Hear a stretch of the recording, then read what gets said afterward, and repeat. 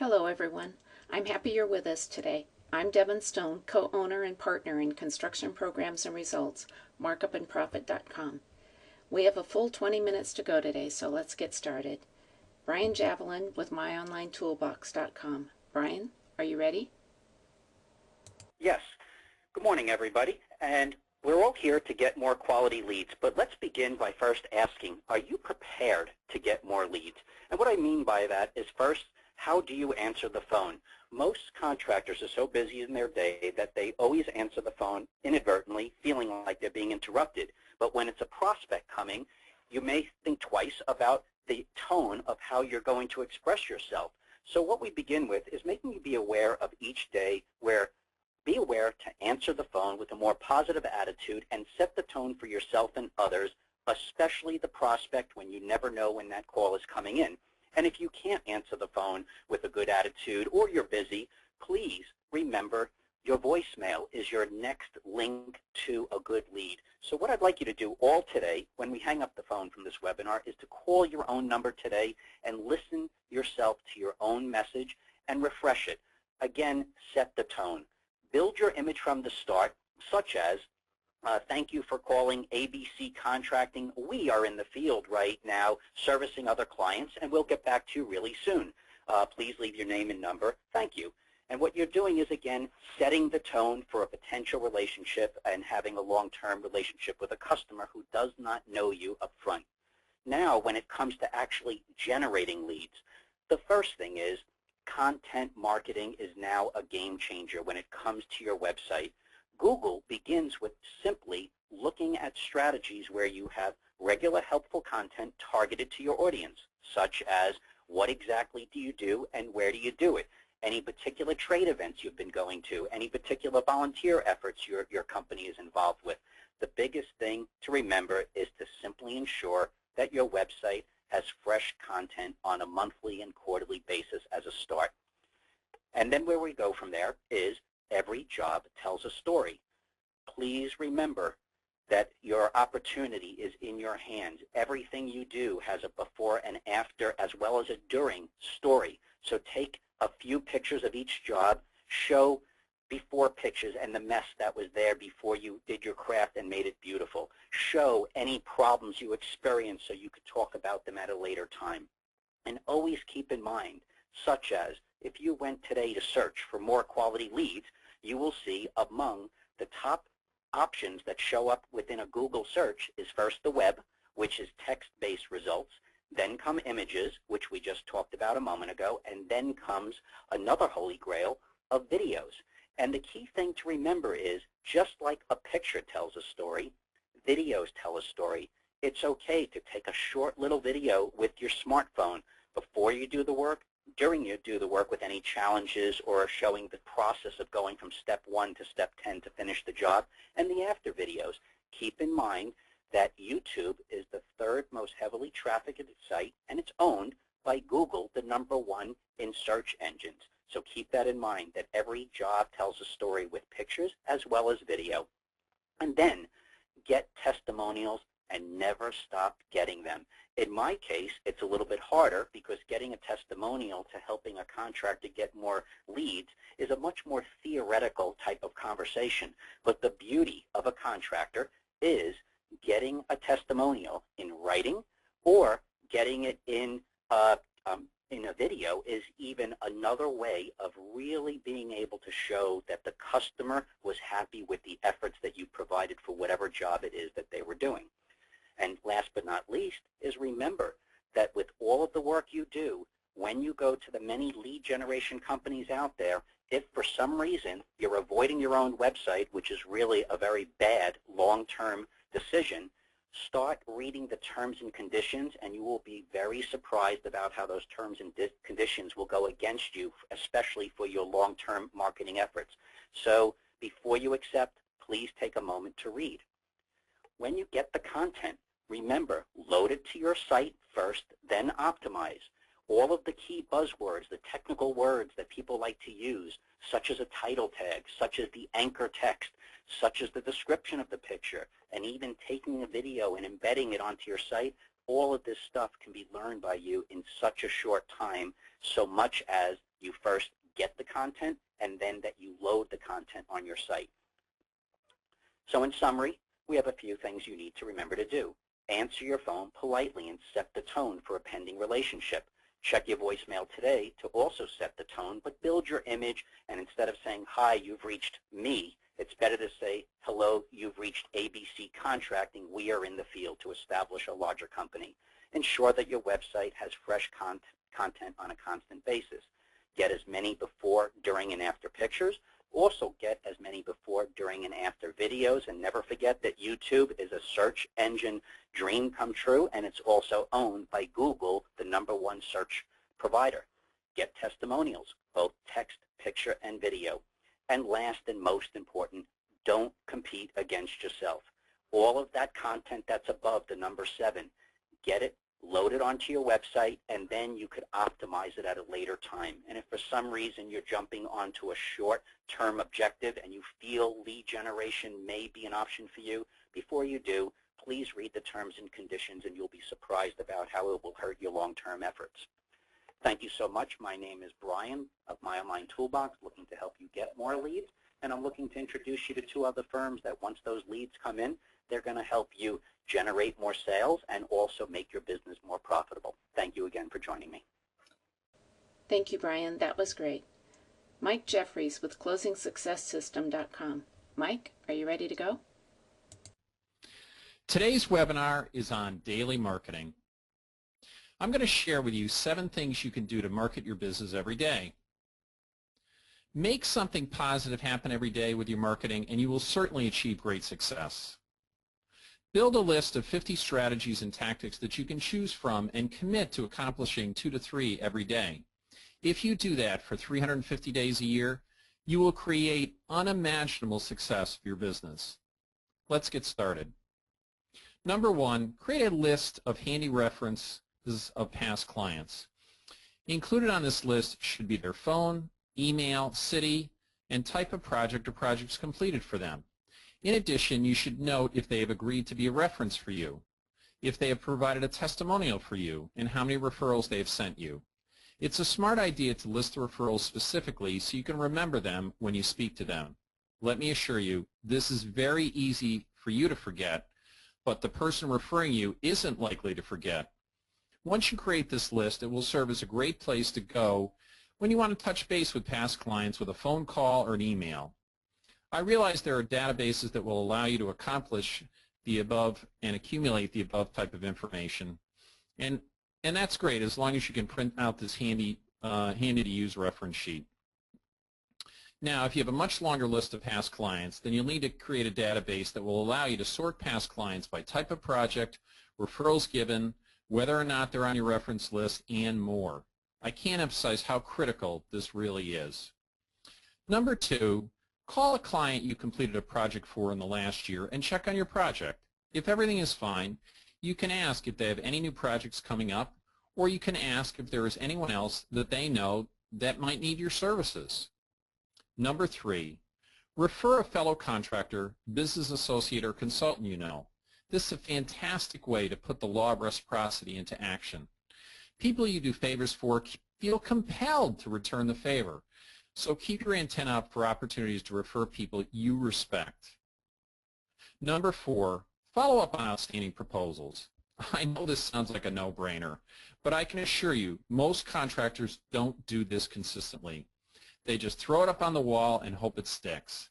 Instead, set a date and time for your next follow-up at the end of each meeting and then stick to it. Number 5, take 2 great images of a current project and add them to your website portfolio. Make sure to attach a description of the project and the location. Be sure to work with your SEO professional to properly tag each image so it can be searched on Google and other search engines. Brian Javelin is a tremendous resource, and he can help you do this so that you maximize your results. Number 6, canvass the area around one job with a professional marketing tool. 10 to 20 neighbors is a good target and manageable in terms of time. This works well especially if you have a quality yard sign and attractive, well-maintained vehicles that the neighbors can see. Number 7, smile. Just like you would if you were meeting them in person. In fact, treat your phone calls just like you were doing FaceTime on your phone. Smiling will put you in the right frame of mind. No one wants to work with a contractor that is in a hurry or bored. As a bonus, learn how to price your projects so that you make a solid profit on each one. Call Michael Stone and take advantage of his 30-plus years of experience helping contractors mark up their projects properly.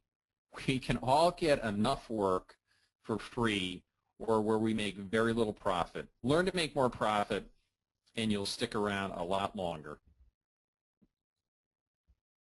I'm going to recommend that you listen to my podcast on daily marketing tasks. If you've never listened to a podcast before, it's a great way to learn on the go. Think about how much time you spend in your vehicle. This is a great time to use that time productively. So this particular podcast, CMCSB 027, goes over this subject of daily marketing in a lot more depth. So check it out, and you'll have 23 tactics or strategies that you can choose from each day. So you'll be well on your way to 50. If you want help with lead generation and SEO, call Brian. We use him for our website and has made a big difference in the number of folks that find us. If you want to run a more profitable company, isn't that really the goal? Call Michael and Devin. My most popular podcast was an interview with Michael on creating fast and accurate estimates. This is timeless advice that everyone should listen to and then call and hire him. I believe it was podcast 4 and 5. Thanks for joining us today. This is Mike Jeffries, and I wish you great success in your business and in your life. Thank you, Mike. We really appreciate it. Michael Stone, my partner at markupandprofit.com. Michael, you ready? I am here, and welcome everyone. Thank you for joining us this morning. I'm going to be a little more generic than Brian and Mike. We're going to talk about 7 ideas how to make your numbers work, how to make more money in this business. And click on there. There we go. What can you do to make sure you make money on every job you do? Here are 7 quick ideas. Number 1, do a good job of estimating, and I can assure you that most contractors do not do a good job of estimating. Good estimates come from getting a quote for any item on your estimate sheet over $300. Not some of them, all of them. Always having your estimate checked by a second person before you quote to the customer. And don't be in a big hurry to give out your numbers. Get your numbers right first, then do your quote. Job costs every job to verify your estimated numbers to make darn sure that the numbers you're using are correct and accurate. And always adjust your job costs with a miscellaneous or contingency factor before you apply your markup. That way, if you've been running a 3 or 4 or 5% error factor on your labor, you can make it up with your miscellaneous or contingency factor and getting your estimates right on target. All these equal an accurate estimate. Use good numbers. Once your markup or gross margin has been calculated, never adjust that number to lower your sales price to try and be competitive. You have an option to being competitive. There is no option about being profitable. You lose some or all of your profits. You lose some or maybe all of the money to pay your overhead expenses, and your overhead still must be paid. So make sure you use the right markup and stick to it like glue. Trying to use cost plus or time and material agreements. Cost plus should never be used, period. End of conversation. Time and material should only be used on small service jobs up to $2,500. And you must get your service agreement signed before you start the work. And these are all things that I've heard about within the last month from contractors having trouble with homeowners getting paid. Change work orders. Lack of or improper use of change work orders is the number 2 reason construction companies go out of this business. Get your change work orders signed and paid before you make the change. All right, and you need a complete explanation of how you handle change work orders in your contracts. Charge at least 10% above your normal markup for any change that you're going to do. Number 5, contracts. Lack of use or improper use of contracts is the number 3 reason construction companies leave this business. 1- and 2-page contracts can't possibly begin to cover a job that you're going to do for a homeowner or building owner. Do what your contract says you will do. Put your payment schedules on the last page just above the signature line. You should not be talking about money anywhere in your contract except for on the last page, and it should be right above the signature line so there's no doubt that the customer has read it and they have signed right below it. Now you're covered. All right. Make sure the owner follows the payment schedule. If they don't, if they get behind on their payments for any reason, have a clause in your contract that says you'll shut the job down if they don't stick to the payment schedule. And be sure and get all the property owners' signatures on your contracts. Just because there's only one person at a call you're going on to get a signature, make sure everybody signs it.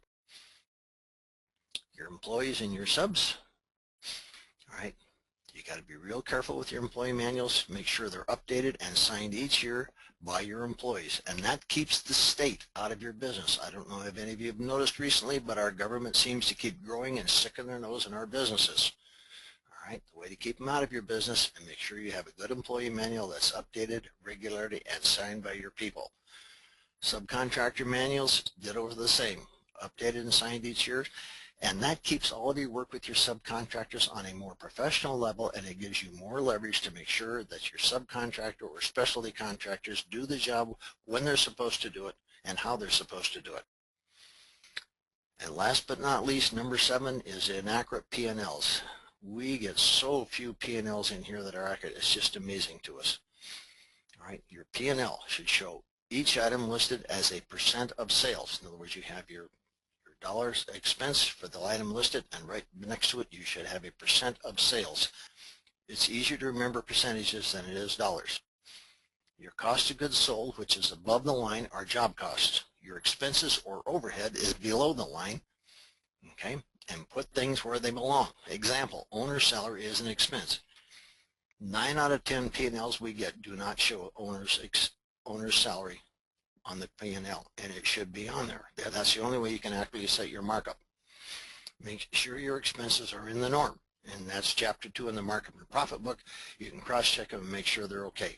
And your net profit should be at least 8% of your total sales. I want to remind all of you, our newsletter and our blog can be found at our website, markupandprofit.com. Also, our thanks to both Brian Javelin and Mike Jeffries. I've known both these gentlemen for several years, and their approach to business is helping you make more money. They are servers. They're great guys, both of them, and we recommend them highly to anyone that wants to do some business. There's Brian's picture at the top, and Devin and I, and then Mike below that. I think we try to provide the best service we can for all of you. Thank you for attending today, and may the profits be with you. Thank you, Michael. That was great. We did it. Our thanks to Brian Javelin with myonlinetoolbox.com, Mike Jeffries with closingsuccesssystem.com, and Michael Stone with markupandprofit.com. You all did a great job. And I want to thank everyone for being here. Now go have a profitable day. Goodbye.